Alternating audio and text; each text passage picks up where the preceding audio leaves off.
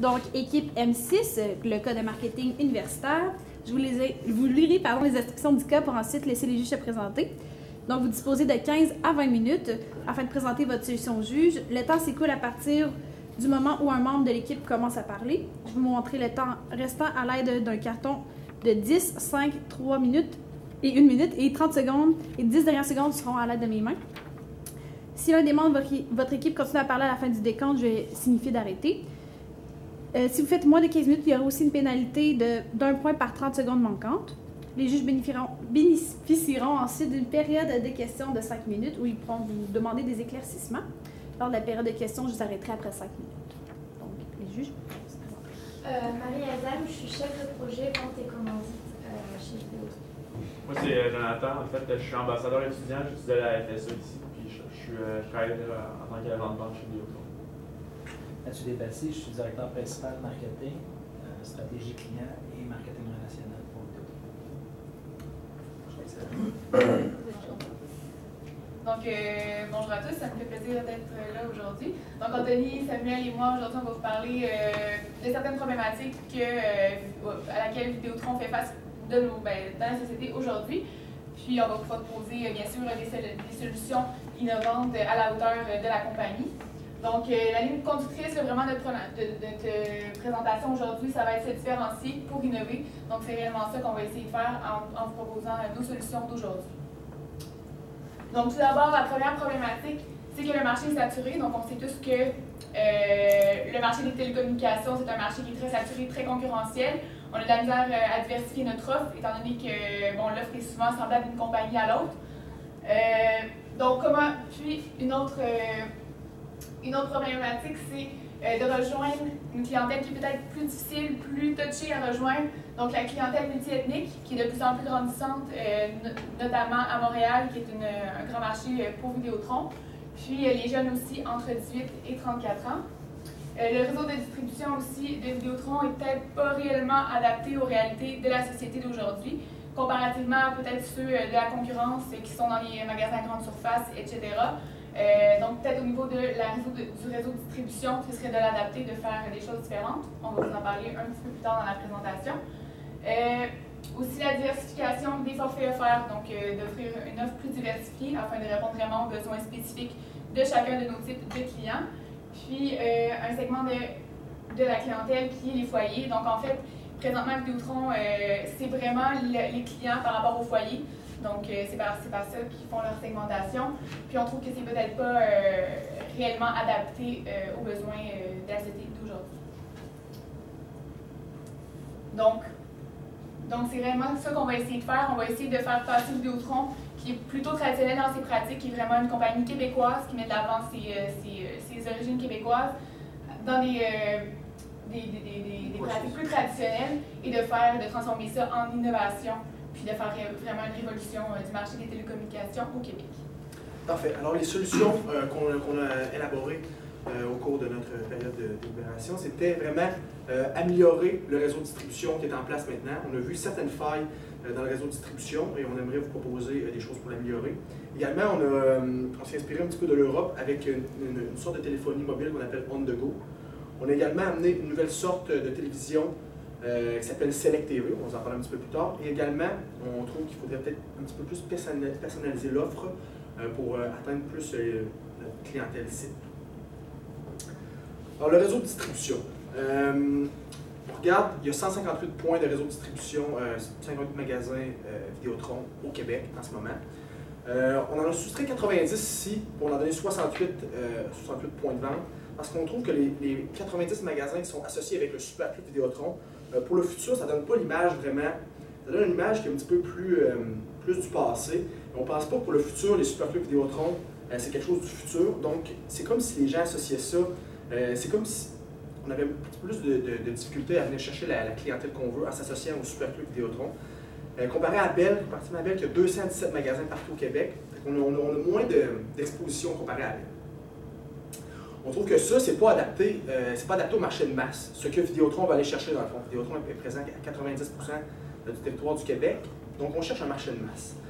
Nous, la solution qu'on proposait, c'était vraiment d'être présent plus dans les magasins spécialisés, comme Best Buy, Future Shop, La Source, des choses comme ça. pour vraiment toucher la clientèle de masse. Toucher premièrement les jeunes premièrement qui magasinent beaucoup là-bas, et également pour toucher la population peut-être plus multiethnique, qui ne connaissent pas nécessairement Vidéotron, puisque c'est un magasin québécois, c'est quelque chose de québécois, une marque québécoise, puis ils ne sont pas portés à aller là, par exemple quand ils arrivent au Québec, beaucoup plus portés à aller chez Future Shop, chez Best Buy, et puis là ils ne peuvent pas trouver les produits Vidéotron. Ça serait vraiment une solution pour toucher une plus grosse population, plus grosse segmentation de masse. Une problématique qui pourrait arriver avec ça, c'est est-ce que le service d'après-vente va être aussi bon? Puisque si on va dans les grandes surfaces, le service d'après-vente peut être aussi bon. Et c'est également une des forces de Vidéotron. Mais on voudrait vraiment que Vidéotron fasse le service après-vente de A à Z, malgré qu'il soit vendu, que les produits soient vendus, les services soient vendus dans les magasins à grande surface, ou les magasins plus spécialisés. Maintenant, notre principe de téléphonie mobile on the go. Je vous disais que ça s'est un petit peu inspiré de l'Europe. Ici, au Québec, au Canada, c'est très peu courant. Et puis, cette chose-là pourrait vraiment nous servir de ça pour se séparer des concurrents qui sont présents en ce moment au Québec. Ça toucherait vraiment aussi un nouveau segment de la population et ça permettrait aussi à Vidéotron de se faire connaître. Donc, je vais vous expliquer un petit peu comment ça marche. C'est des forfaits, dans le fond, qui marcheraient par mois. Donc, c'est vraiment, tu n'as aucune attache avec, tu n'as aucun contrat, tu n'as aucune balance à payer. C'est vraiment des forfaits que tu payes par mois. Tu payes au début du mois. Et puis, c'est vraiment des forfaits qui seraient sur mesure. Par exemple, tu payes pour Internet, tu payes pour par exemple, un certain nombre de minutes. Tu payes pour un certain nombre de... Tu payes pour, par exemple, message texte illimité, exactement. Puis ça, tu payes ça au début. Tu crées un compte. Le compte est très facile à supprimer. Et puis ça, c'est vraiment à chaque mois que tu peux renouveler ton abonnement. Donc, ça engage les gens à rien. Et puis ça toucherait vraiment, par exemple, les jeunes qui ne veulent pas s'engager à long terme avec une compagnie pour 2 ans, ils ont 18 ans, ils ne savent pas trop. Ça les engage vraiment à rien au début. Ça les permet ensuite de les fidéliser. Également, je pense que ça pourrait toucher beaucoup une clientèle d'affaires qui viennent au Québec. En plus, on va traiter bientôt avec l'Union européenne, il va y avoir beaucoup plus de business qui va se passer à Québec et à Montréal. Les gens d'affaires viennent au Québec, ils ne savent pas vraiment comment ça marche, ils ne veulent pas se prendre de forfait. Ça serait parfait pour eux autres, ça serait excellent. Également, les gens qui viennent d'arriver au Québec ne savent pas non plus comment le système marche. Ce serait une très bonne introduction à aller chercher ça avec eux, pour les fidéliser un petit peu plus tard. Et puis, on ferait également un suivi du client, un suivi avec le client après un mois pour savoir comment il a aimé l'expérience. Et puis, pour également comme l'inciter à revenir avec cette formule-là ou avec une formule de contrat.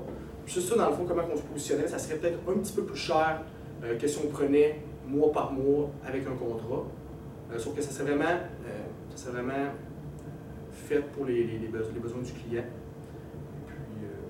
Et puis, les besoins du client, si je pourrais ajouter aussi, les besoins du client, mais aussi on viendrait chercher une segmentation que nos concurrents n'ont totalement pas. On viendrait vraiment œuvrer dans un marché. Le forfait, en fait, c'est par mois, mais c'est pour un mois seulement. Donc, quelqu'un qui arrive ici a juste besoin d'un forfait, c'est seulement pour un mois. Donc, ça, c'est vraiment un segment que personne couvre ici au Canada. C'est une offre qu'on serait les seuls à offrir. Donc, c'est là qu'on viendrait se faire démarquer. On viendrait se démarquer. Puis, ce serait la fidélisation pour le client, mais ce serait, on veut.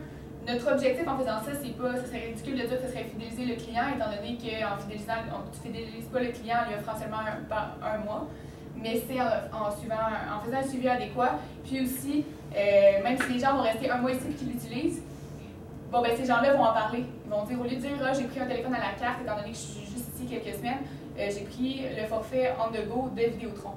Bon, ben là, ça fait du bouche à oreille, les gens connaissent plus la compagnie. Puis ils connaissent plus la compagnie, surtout au niveau des jeunes, au niveau de la société multiethnique, etc. Donc c'est vraiment ça le but.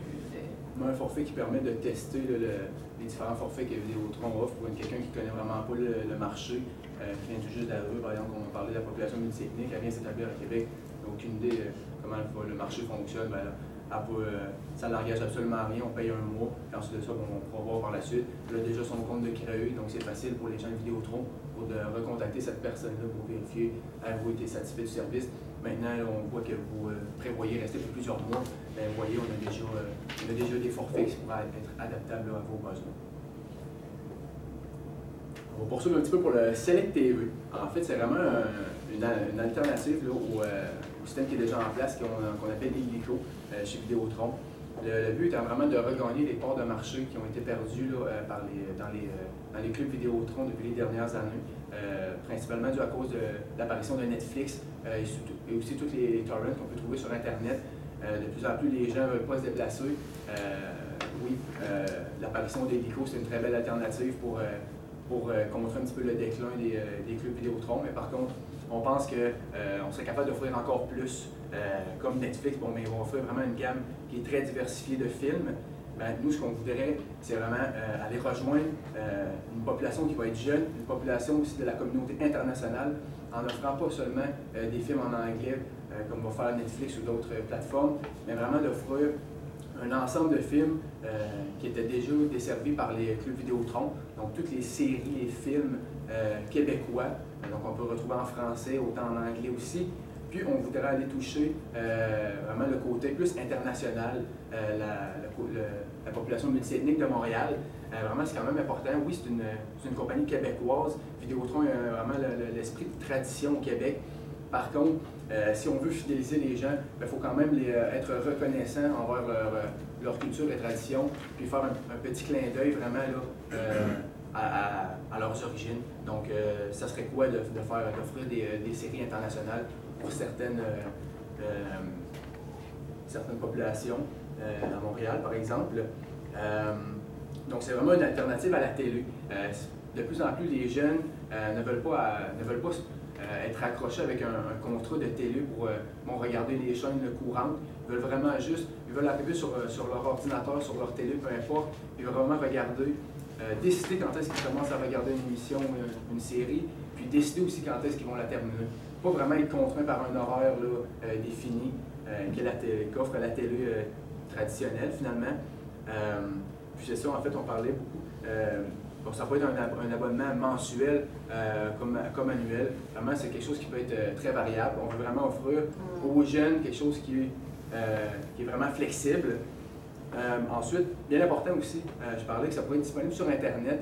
De plus en plus, les jeunes n'ont peut-être même pas de télévision dans leur appartement, dans leur condo, peu importe. On vient de partir tout juste de la maison. Là, c'est important d'offrir un service qui peut être aussi offert sur Internet. Vraiment comme un forfait télé, mais disponible sur Internet, sur leur ordinateur.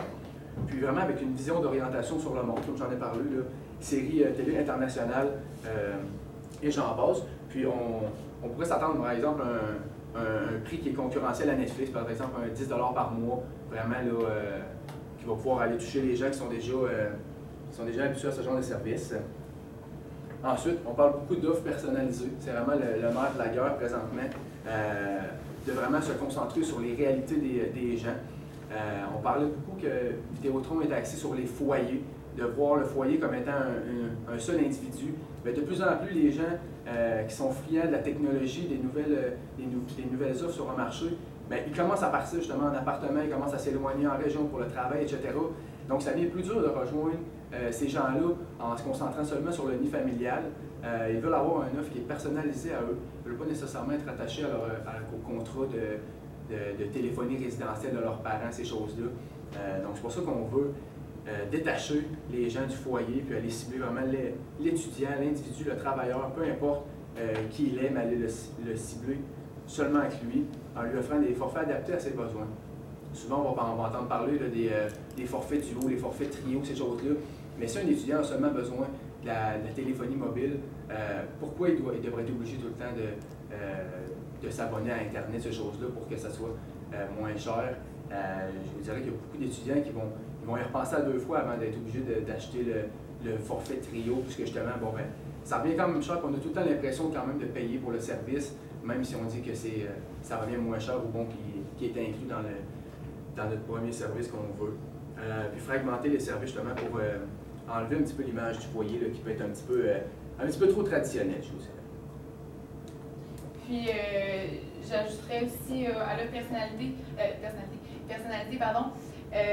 on fragmente les services, mais comme par exemple avec notre Select TV, oui, c'est sur Internet, ça peut être sur notre mobile, mais lorsque c'est à la maison, ils ont besoin d'un modem. Donc, c'est directement intégré dans la télévision. Ils n'ont pas besoin d'avoir une télévision sans fil ou quoi que ce soit.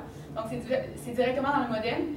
Puis si la personne, par exemple un étudiant, décide de seulement avoir ça, et bien là, éventuellement, à long terme, en le fidélisant, il peut dire en fin de compte, j'aimerais bien écouter la télévision à tel poste. Donc, il peut s'abonner étant donné qu'il y a déjà le modem. Donc, il peut percevoir ça comme moins compliqué par la suite de s'abonner à d'autres services comme Vidéotron. Donc, ça fait partie aussi de notre offre segmentée là, qui vont fidéliser les clients à long terme, en même temps de toucher à tout le monde et de vraiment venir cibler notre objectif, là, les jeunes, la société multiethnique, etc. Donc, vraiment, le fil conducteur, c'est différencier pour innover. Je crois qu'on l'a bien montré en expliquant nos différentes solutions aujourd'hui. Donc, innover sur le marché québécois, c'est un objectif que je crois qu'avec nos solutions, il va être réussi. On va élever les standards du marché en offrant la téléphonie on the go, par exemple. On va élever les standards. Les compagnies comme Bell, par exemple, vont vouloir nous copier, probablement, étant donné qu'eux ne l'offrent pas, puis ça va être quelque chose ça va être un segment qu'on va aller chercher qu'eux n'auront pas, puis qu'ils vont vouloir acquérir. Puis, ça va faire parler, donc ça va nous faire connaître.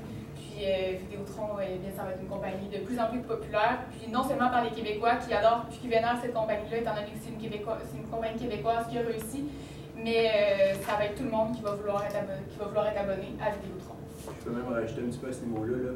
Dans la mission de Vidéotron, on parle beaucoup qu'ils veulent être chef de file vraiment du marché canadien. C'est le moment d'emboîter le pas, justement, avec de plus en plus la population multiethnique à prendre l'importance. Il ne faut pas seulement se concentrer sur les clubs Vidéotron sont en diminution présentement. Il ne faut pas rester dans les standards. La population multiethnique connaît aussi beaucoup de choses. Ils sont habitués, par exemple, à des services qu'on offre en Europe, le mobile on the go, ces choses-là. C'est le moment d'emboîter le pas ici avant que ça soit un concurrent finalement qui le fasse.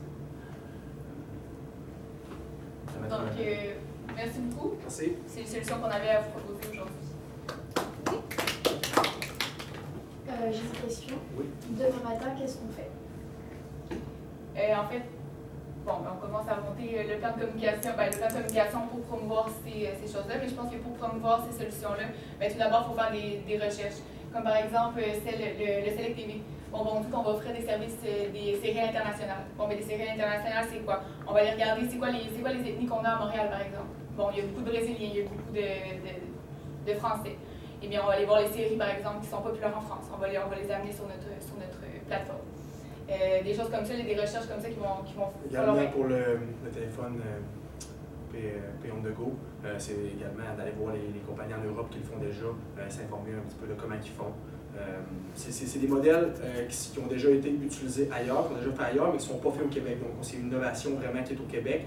Donc, un petit peu voir qu'est-ce qui s'est fait ailleurs. Par exemple, un petit peu regarder qu'est-ce que Netflix fait, comment ils le font, avec qui ils ont des ententes pour diffuser ces séries-là. Et un petit peu faire instaurer la même chose au Québec. Et pour la même chose pour le téléphone Pay on the go, c'est d'aller voir Vodafone en Angleterre, par exemple, est très, très bon là-dessus. Aller voir comment ils font, s'inspirer d'eux et instaurer ça au Québec, dans le fond. C'est vraiment ça pour commencer, je crois. Puis évaluer quels ont été leurs bons coups, quels ont été leurs mauvais coups. Puis justement, on a pensé à ces solutions-là. Ce pas des solutions qui existent ici, c'est des solutions qui existent ailleurs et qui ont fait leurs preuves. Donc c'est pour ça qu'on pense que les implanter ici, ça pourrait être critique puis ça pourrait marcher.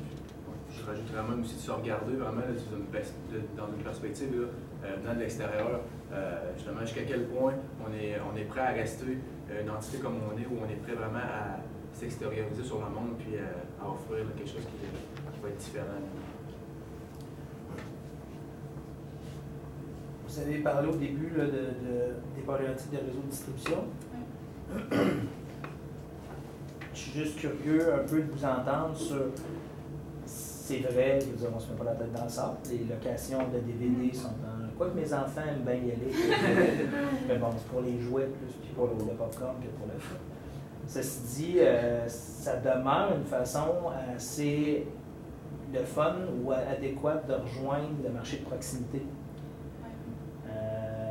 Si vous aviez à pondérer le marché de proximité que ces gens-là peuvent atteindre versus ce que les grandes surfaces font, est-ce que vous reconsidéreriez votre position par rapport au superclub? En fait, je pense que notre point ici, c'était pas de rabaisser les superclubs Vidéotron ou quoi que ce soit, ni même de les supprimer, c'est bien de les garder, mais d'avoir une vision à long terme, une vision future, en qui on ne peut pas baser seulement notre offre, notre distribution sur les superclubs Vidéotron. Oui, on les garderait, mais pour nous, c'est important d'être là où nos concurrents sont. Puis là où les concurrents sont sur les grandes surfaces. Puis c'est important que lorsque le consommateur décide d'aller sur une grande surface puis voit toutes les compagnies, c'est important que Vidéotron soit présent, puis que Vidéotron montre qu'il offre des choses meilleures, puis qu'il offre un service personnalisé, etc., etc. Donc c'était vraiment ça le point. Puis également, je pense que Vidéotron, c'est un petit peu plus, ça touche un petit peu la population, je dirais, pas vieillissante, mais peut-être 25 ans et plus. Nous, on a grandi par exemple un petit peu là-dedans, mais les jeunes de plus en plus grandissent avec Netflix, avec les séries sur Internet, des choses comme ça, les films sur Internet. Donc, il y a un petit peu moins un attrait à aller vers Vidéotron. Ça peut quand même être quelque chose d'intéressant, sauf qu'on croit vraiment, nous, c'est vraiment dans une perspective future, peut-être pas aujourd'hui, mais peut-être dans quelques années. On pense que les superclubs Vidéotron vont être encore plus remplacés par Netflix et autres substituts qui vont peut-être apparaître sur le marché. Je trouve ça même, c'est vraiment de commencer à mettre le pied dans les grandes succursales comme Best Buy, ces choses-là, où quand un client va arriver, il y a au moins l'information concernant les forfaits qu'offre Vidéotron. Un client qui va se présenter chez Best Buy, il va avoir tous les forfaits. Par contre, Vidéotron va être manquant, par exemple. Bien, il n'aura pas le réflexe nécessairement, après avoir fait sa visite, de se déplacer dans un club, dans un super club ou d'aller dans une boutique spécialisée de Vidéotron pour aller comparer l'offre. Bon, ben, j'ai déjà eu la comparaison de 6, ben, je ne ferai peut-être pas l'effort nécessaire pour aller en comparer vraiment avec une autre. En quoi le mobile on the go, c'est différent de Bring Your Own Device? Moi, je m'en vais en Europe, je suis allé cet automne, j'avais mon iPhone Vidéotron, je me suis acheté une carte chez Bouygues Télécom, je l'ai mis, une semaine après, j'ai jeté la carte, j'ai mis ma carte Vidéotron. En quoi c'est différent d'une approche à amener votre propre téléphone? C'est un petit peu la même chose, dans le fond, sauf que nous, ce qu'on trouve, c'est que, par exemple, au Québec, c'est quelque chose qui est beaucoup plus manquant. Puis c'est vraiment aussi le forfait, par exemple, qui est spécialisé, qui est fait sur mesure. Par exemple, si on prend, il y en a des forfaits qu'on peut acheter un certain nombre de minutes avec un téléphone prépayé, choses comme ça. Sauf que c'est pas quelque chose, on prend l'iPhone avec Internet, avec le nombre de minutes qu'on veut, avec des interurbains. Nous, c'est vraiment plus un forfait qui est vraiment plus personnalisé. Exactement. Parler d'emmener votre téléphone, ça aussi, c'est pas une chose qu'on rejette, au contraire, c'est vraiment ça peut se modeler au téléphone que les gens apportent, que c'est vraiment, nous, on offrait le service de téléphonie, Internet, ces choses-là, tout ce que les cartes prépayées d'appel n'offrent pas. Puis en fait, le point était principalement de mettre vraiment de l'avant ces services-là, des services que, par exemple, la majorité de la population ne connaisse pas. Puis là, ce serait vraiment une sous-marque qui ne ferait que ça, en fait. Là. Donc, ça met vraiment... c'est la façon de présenter la chose, puisque pratiquement plus que sa fonctionnalité en tant que telle. C'est vraiment la façon de présenter comme si c'était la révolution, précurseur, qu'aucune autre compagnie offre seulement ça, puis qui va offrir une offre personnalisée, puis vraiment sont les pros là-dedans. C'est pas un reproche. C'est un constat, ça veut dire qu'on ne vous a pas atteint. On a un service qui s'appelle Club Illico, qui est disponible à 9,99 $, qu'on a nous-mêmes appelé le Netflix québécois au lancement. Okay. Est-ce que vous verriez, il est disponible pas juste aux clients, tu peux t'abonner si tu as juste Internet, donc tu n'es pas obligé d'avoir la télé Vidéotron pour t'abonner à ça. Okay. Donc c'est des séries, des films. Est-ce que vous voyez un service, sachant ça maintenant, c'était pas dans le cas, donc on est conscient de ça. Sachant ça, est-ce que vous voyez une bonification qu'est-ce que vous recommanderiez? Une bonification de ce service-là avec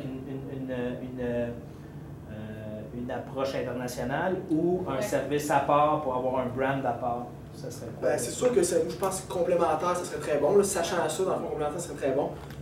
J'imagine que comme sur Netflix, il n'y a pas toutes les séries qu'on veut, il n'y a pas tous les films qu'on veut. Par exemple, moi, c'est ça que j'aimais beaucoup du Club Vidéotron. Le choix est immense, c'est ça qui est le fun. C'est sûr que si on regarde sur l'ICO, je ne sais pas avec le club LICO si c'est la même chose, mais le choix est beaucoup plus gros. Par exemple, dans les clubs Vidéotron, fait un plus gros choix anglais, français et aussi axé sur l'international pour rejoindre les populations internationales. Donc je pense qu'à ce moment-là, de bonifier, comme vous avez dit, le club LICO à 9,99, ça pourrait être une très bonne alternative. Dans le fond, je ne sais pas ça fait combien de temps que c'est. En plus, la promotion, C'est un service qui va de plus en plus en demande, selon moi. Puis justement, là, on n'était même pas au courant. On est même 3 étudiants qui suivent quand même ça. Je me dis qu'il y a beaucoup d'autres personnes qui ne doivent pas être au courant, malheureusement. Mais en même temps, peut-être que notre solution à nous, on dit, nous, c'était les jeunes qui ne veulent pas nécessairement être abonnés à la télévision ou quoi que ce soit. Nous, on le fait pour les jeunes. Vous, est-ce que votre segment, votre target market, la clientélisée, est-ce que c'était vraiment les jeunes, est-ce que c'était vraiment la clientèle multiethnique? Je ne crois pas qu'on avait le même marché, donc je pense que ce serait complémentaire à votre idée de base. Puis là, à ce moment-là, on viendrait rejoindre tous les gens que nous, on voulait rejoindre puis que vous vouliez rejoindre en fait dans ça. Merci beaucoup. Merci. Merci beaucoup.